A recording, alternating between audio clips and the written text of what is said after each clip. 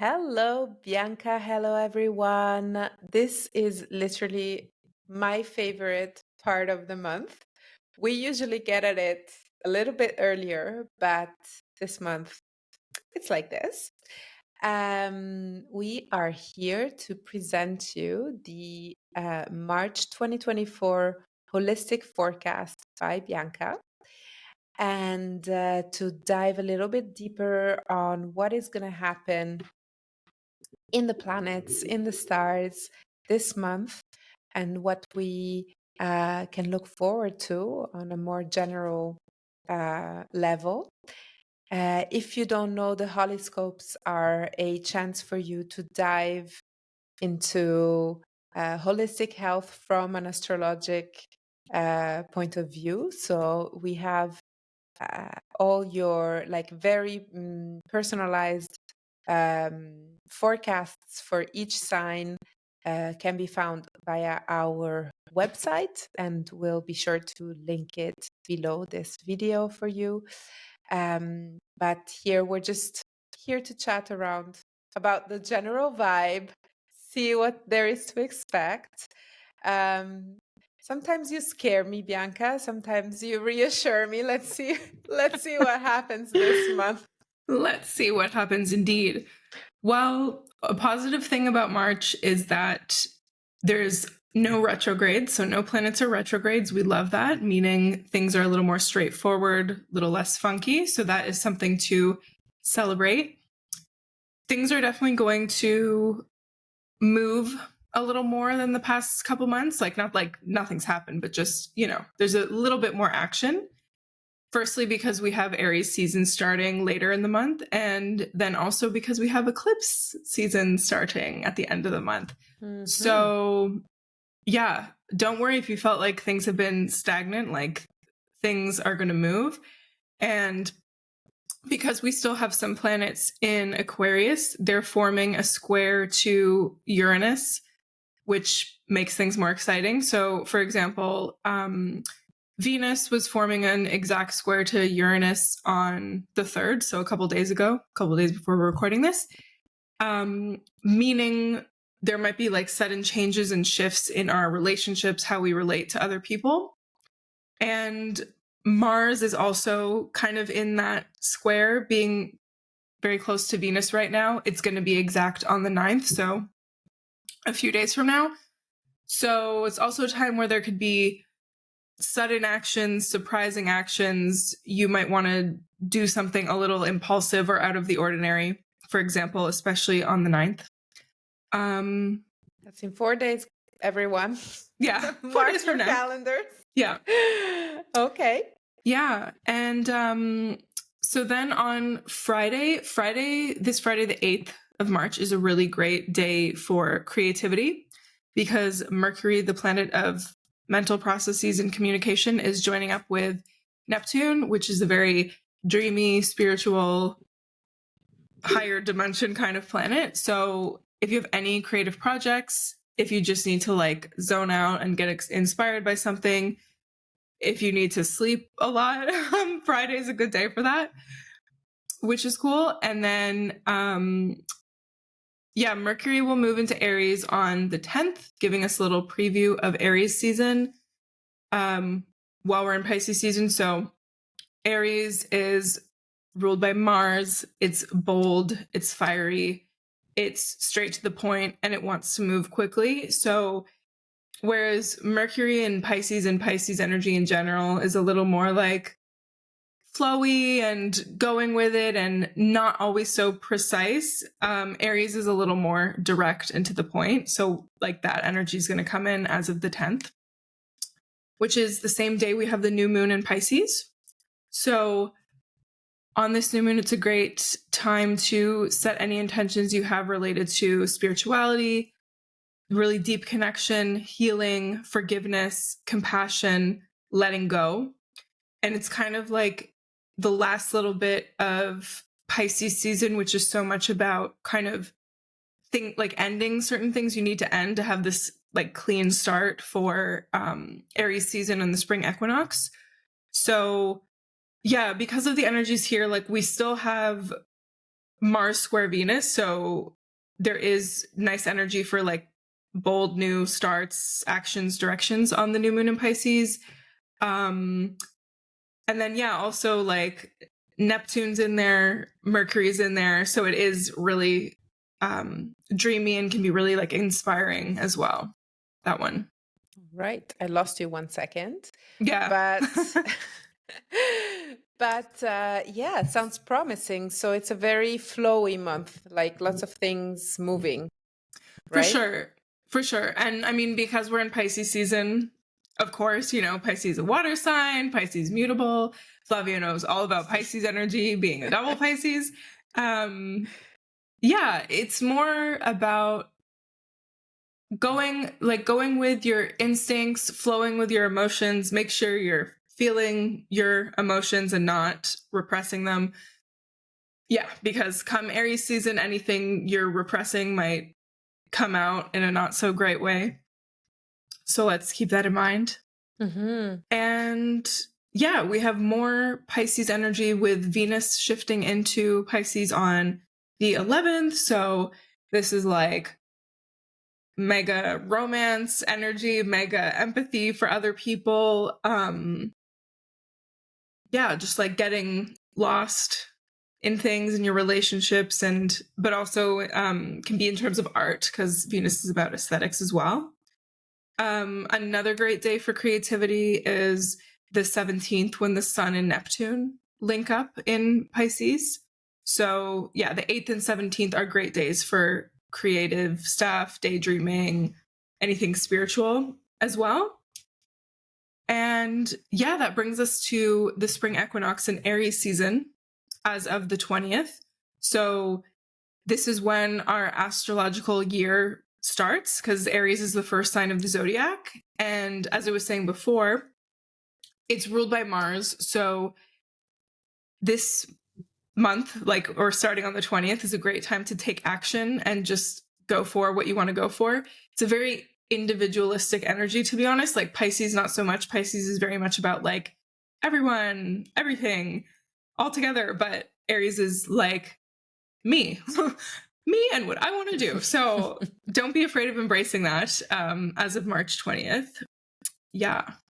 When you say that, I'm curious, it's an energy that people might feel but might not directly connect with, right? So what we're doing here is really just bringing this awareness towards these things that are happening that are supportive of these inner journeys that we might have. And if you're just paying attention and you're more connected with yourself, it's valuable information for you to really tap into and yeah, fully embrace the fact that it's you time and that you can concentrate on yourself.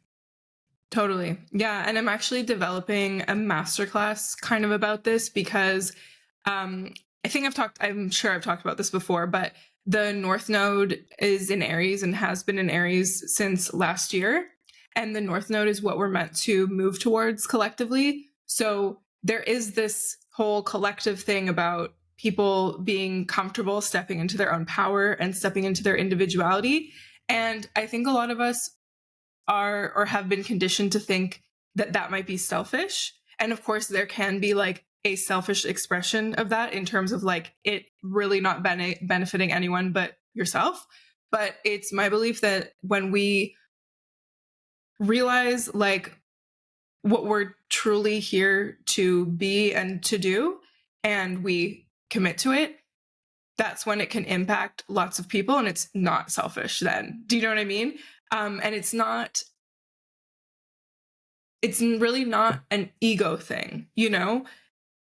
Even if it feels like something that's really important to you, that doesn't necessarily mean that it's an egoic thing if you're going to go out there and do it or make changes or whatever it is. So, yeah, I'm looking forward to sharing that with everyone very soon. Because I think it's really important.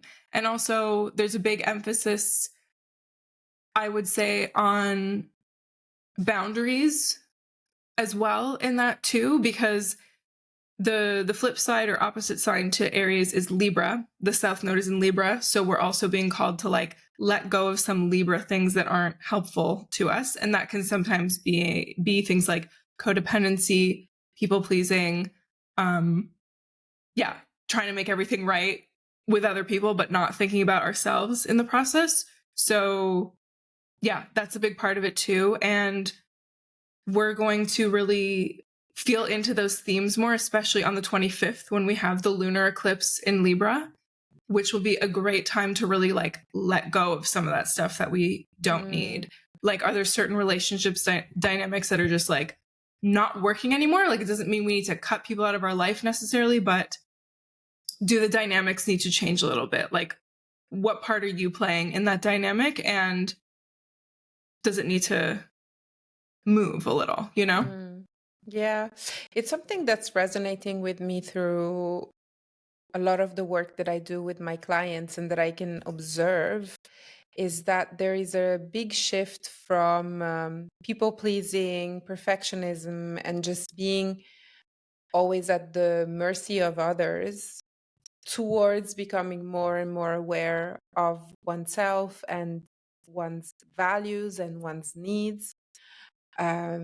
So it's very interesting that you're saying this because I feel like there is more and more acceptance as well towards setting your boundaries, as you said. There is more and more education around setting your boundaries. There is more and more talk and like literature around it and the benefits of actually taking care of yourself, filling your own cup before you can actually fill others.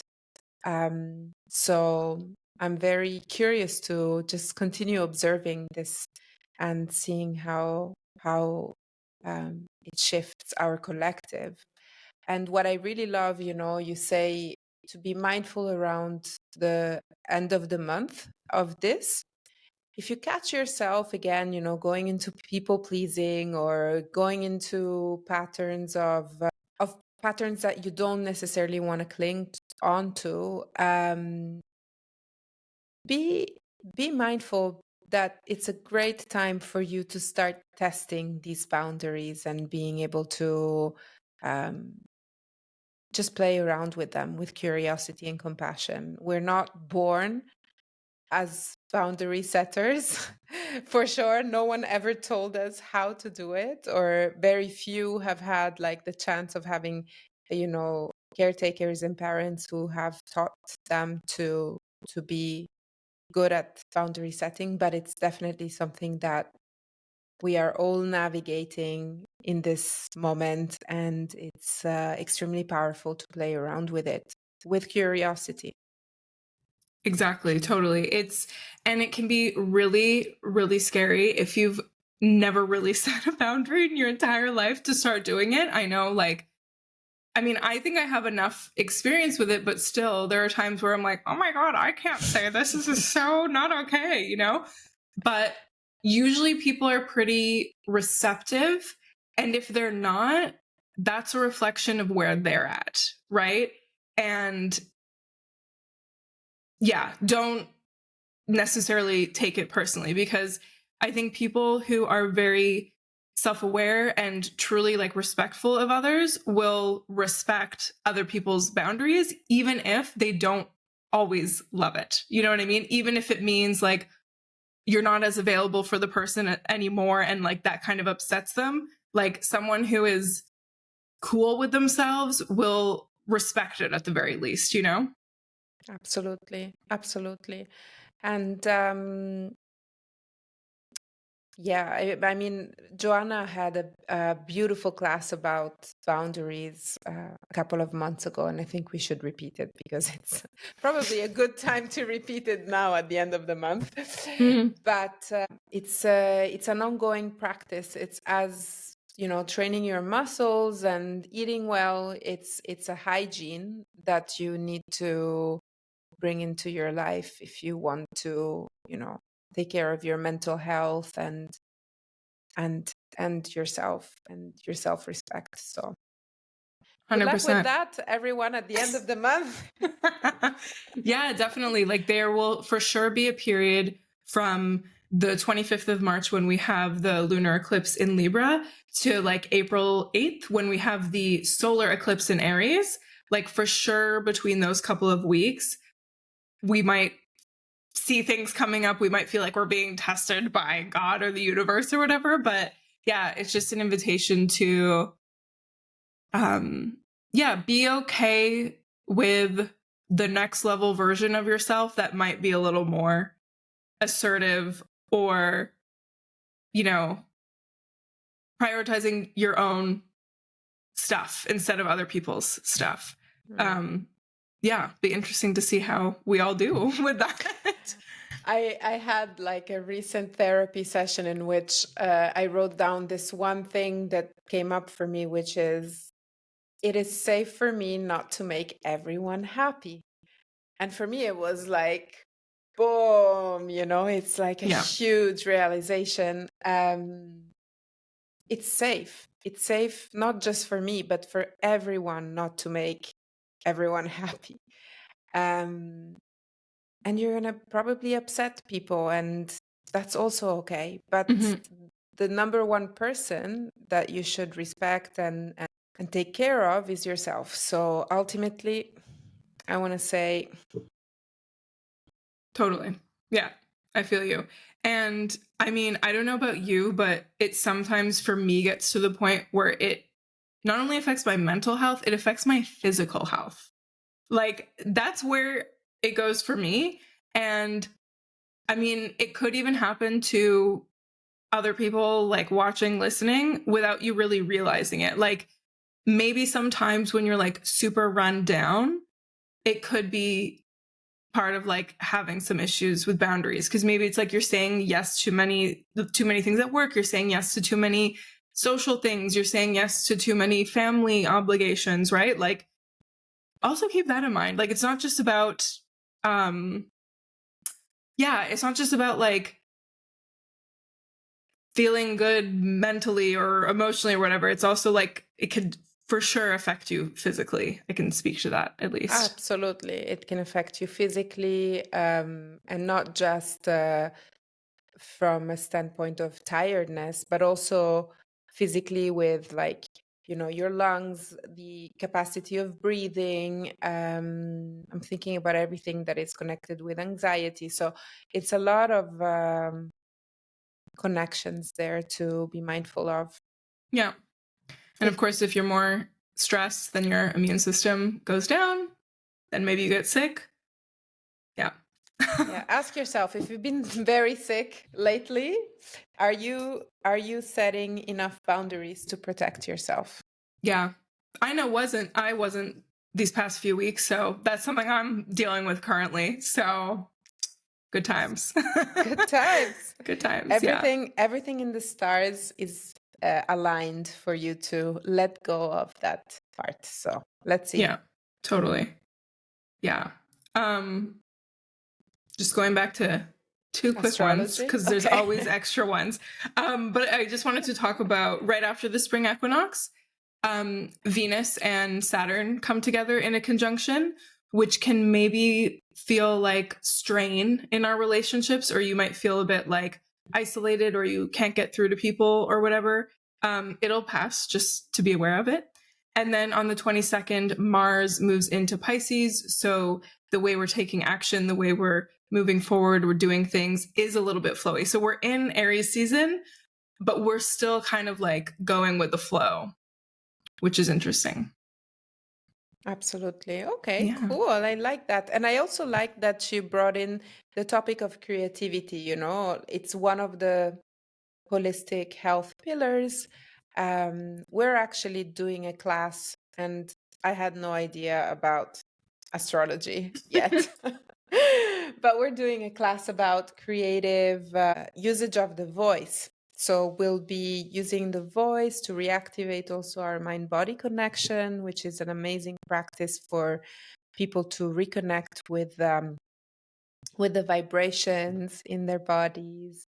their voice, their communication. So I'm very, very curious to see what that will bring. And I will share more about this class, of course, in the next couple of days.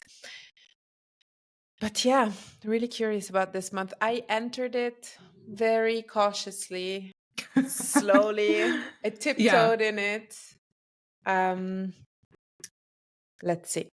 Yeah. I entered it not feeling well, and then the second day started feeling better. So hopefully we keep that energy up. Yeah.